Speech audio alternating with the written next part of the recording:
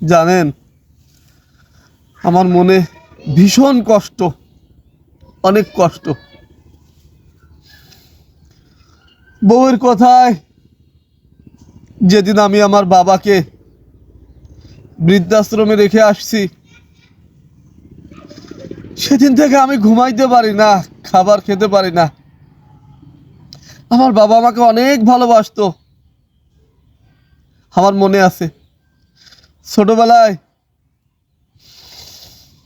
মাইলের পর মাইল বাবা আমাকে ঘাড়ে করে নিয়ে হেঁটে যেত, নামাতো না, একবার বলতো না যে আমার কষ্ট হচ্ছে। খাবার খেতে গেলে আগে আমাকে খাওয়াতো।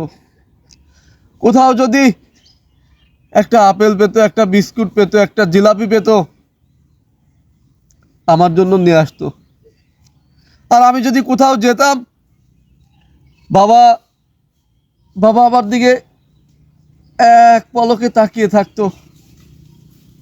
যত সময় দেখা যায়, সেই বাবাকে আমি বৃদ্ধাশ্রমে রেখে আসছি। আমি আর পারবো না। আমি কালকেই আমার বাবাকে নিয়ে আসবো। বউ থাকে থাকুক, না থাকে না থাকুক, আমি আমার বাবাকে ছেড়ে দূরে থাকতে পারবো না।